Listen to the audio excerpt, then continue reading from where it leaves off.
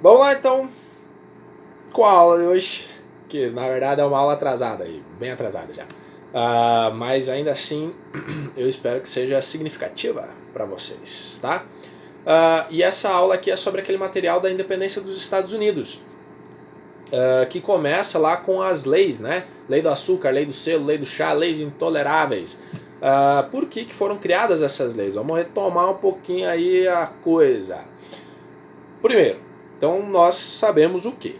Que os Estados Unidos, as 13 colônias, antes de terem esse nome de Estados Unidos, as 13 colônias, elas eram colônias da Inglaterra, certo? Do Reino Unido.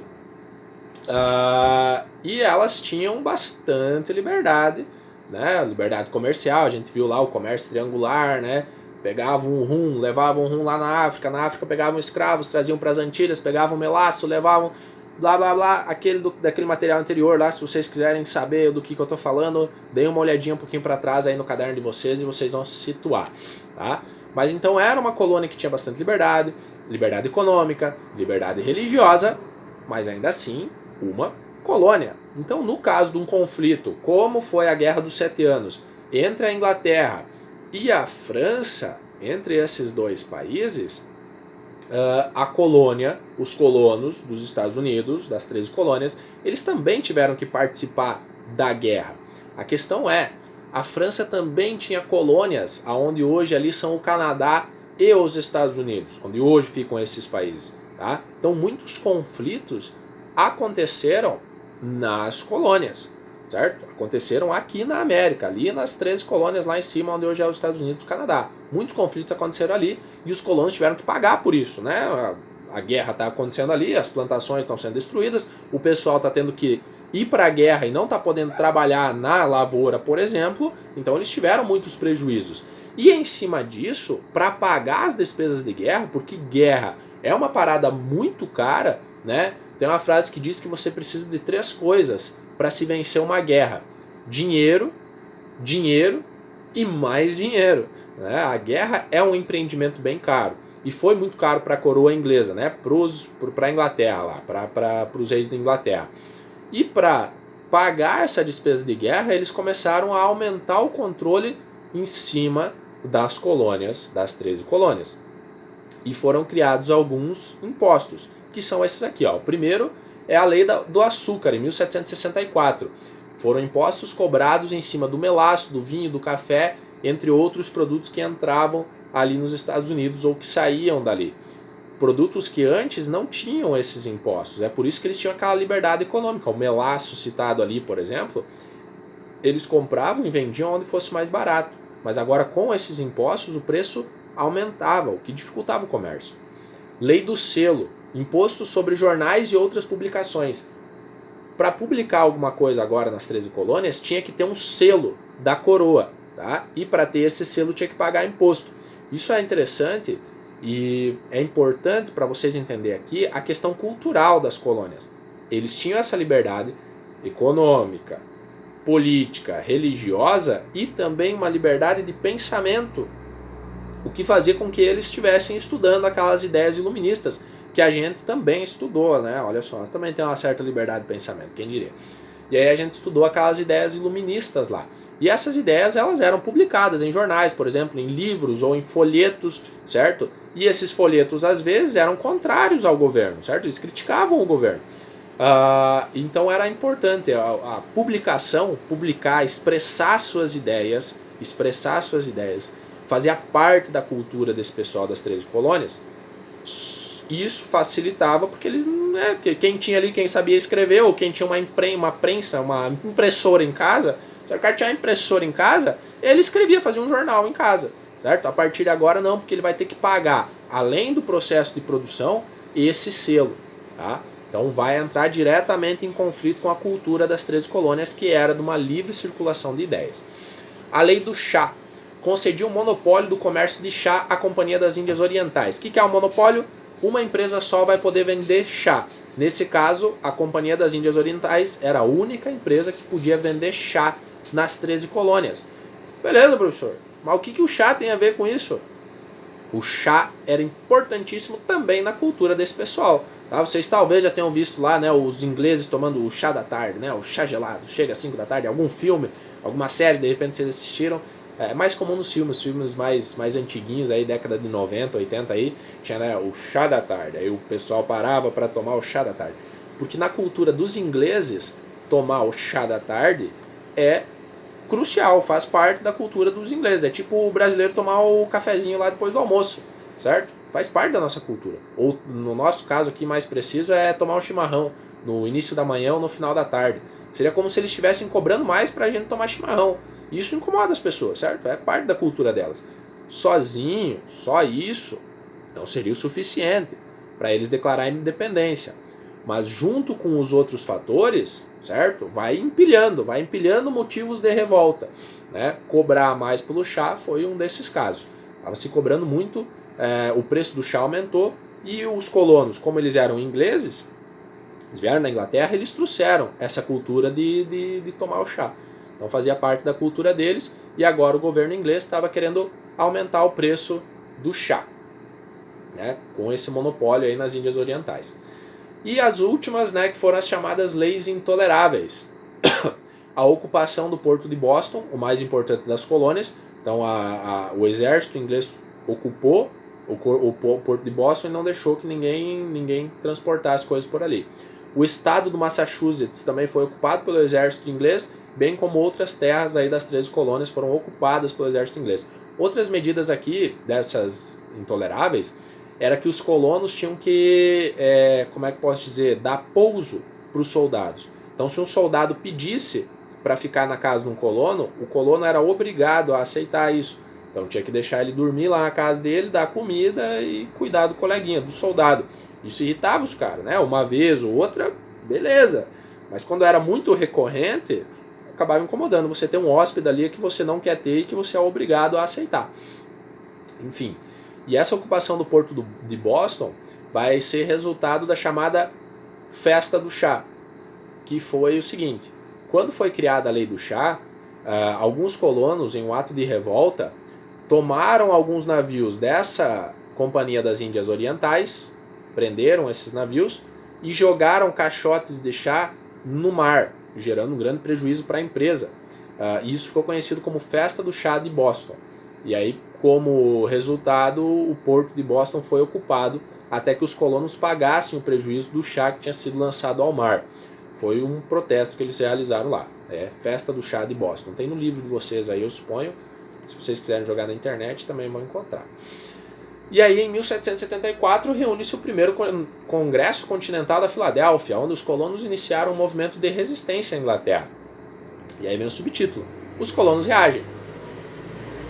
Carro. Influenciados pelas ideias iluministas de que as pessoas deveriam lutar contra um governo opressor, os colonos começam a resistência contra a Inglaterra. Porém, não havia um acordo entre as colônias a respeito da independência. Vamos voltar um pouquinho aqui. A reação dos colonos.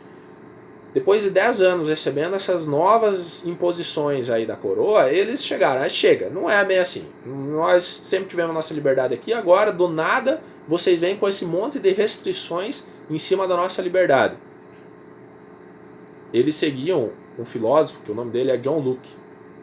Não me engano, um grupo aí fez o trabalho sobre ele. E esse filósofo dizia o seguinte: quando um governo ele não atende ao povo, às reivindicações do povo, quando um governo não governa para o povo tem o direito de trocar de governo. E era isso que esse pessoal aqui estava fazendo. O governo da Inglaterra, o coleguinha que usava coroa lá na Inglaterra, ele não representava mais o povo das 13 colônias, certo? Ele não estava ouvindo eles, ele não ligava para essa população. Eles falaram assim: olha, então se esse governo não representa a gente vai derrubar ele. É assim, tá? Então essa é a reação dos colonos. Eles vão buscar uma maneira de acabar com essas imposições que vinham lá do outro lado do oceano. Influenciados pelas ideias iluministas. Como falei, elas eram bastante populares ali nas 13 colônias. Mas não havia um acordo entre as colônias então. As colônias do sul, e aí a gente já viu, peguem, olhem, dêem uma olhadinha lá, né, que eram as colônias do norte e as colônias do sul. As colônias do sul tinham bastante escravos e elas tinham medo que esses movimentos pedindo liberdade motivassem os escravos também a lutar pela sua liberdade. certo? Porque os colonos estavam, nós não concordamos com essa forma de governo. O que impediria que os escravos pensassem a mesma coisa? Que os escravos olhassem assim, nós também não concordamos com essa forma de governo, assim, trabalhar forçado aí para um cara branco lá que fica sentado e não faz nada, me parece uma ideia muito boa, acho que a gente devia lutar também. Então as colônias do sul, elas tinham medo que esses movimentos aí, eles chegassem até os escravos. Em março de 1775, começa ainda assim a Guerra da Independência.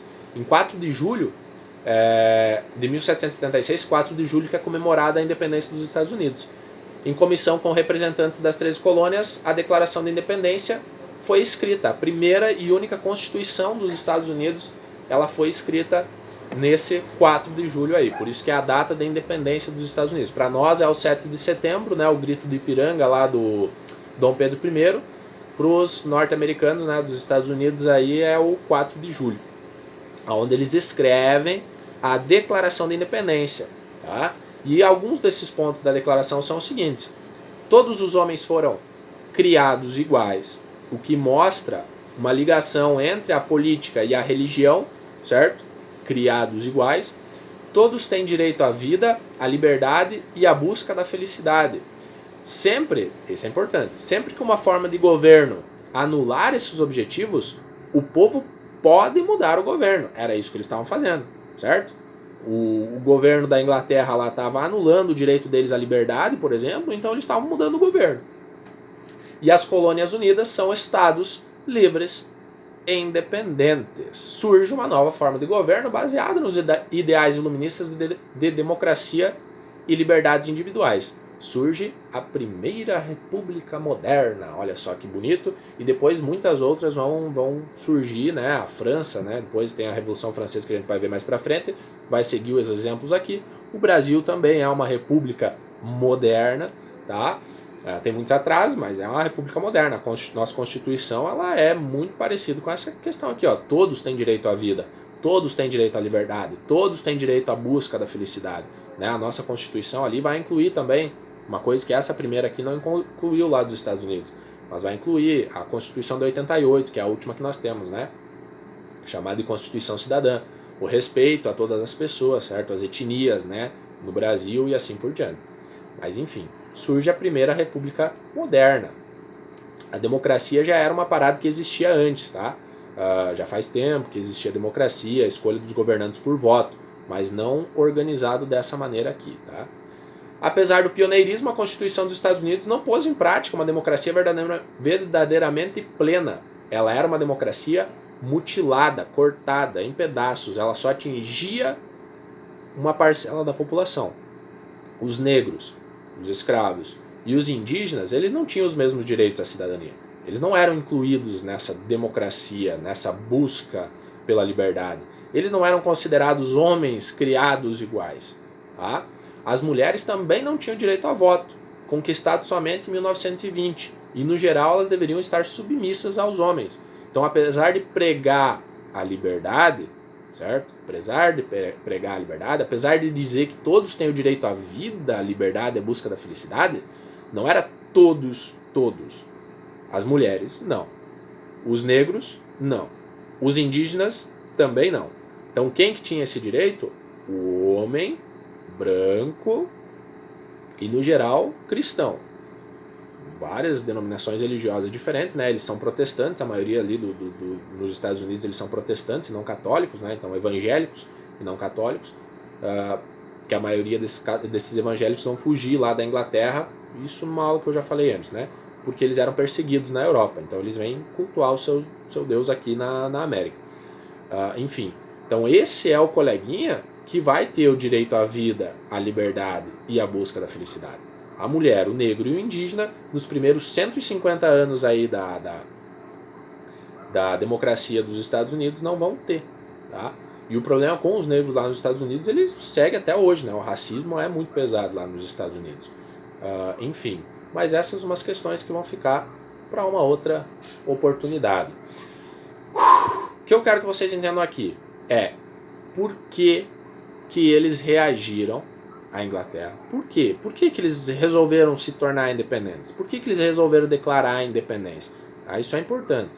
E também muito importante, essa ideia de primeira república moderna. Eles lançaram moda. Mesmo que seja uma democracia mutilada, como eu falei agora no finalzinho, mesmo que seja uma democracia mutilada, ela é importante para lançar o exemplo para outros lugares, certo? Para que outras populações também lutem pela sua liberdade. E isso vai incentivar a Revolução Francesa, que a gente vai ver nas próximas aulas, tá? Espero que vocês tenham entendido. Perguntas, sintam-se sempre livres para fazer. E sobre a Revolução Francesa, é um material que vai vir aí adiante. Não sei se hoje, mas vai vir adiante, tá? E eu vi aqui que vocês fizeram as perguntinhas lá que eu pedi para vocês fazer. E eu fico muito feliz com isso. Muito obrigado. Nos materiais adiante ali vocês fizeram as perguntas. Muito obrigado. Eu espero que vocês continuem comentando, porque me ajuda a organizar esses vídeos. E se fica melhor para mim, também acredito que vai ficar melhor para vocês, tá? Vai ficar mais legalzinha a aula, vai ficar mais fácil para vocês entenderem. Beleza? Então continuem participando lá e comentando e fazendo perguntas, ok? Abraço.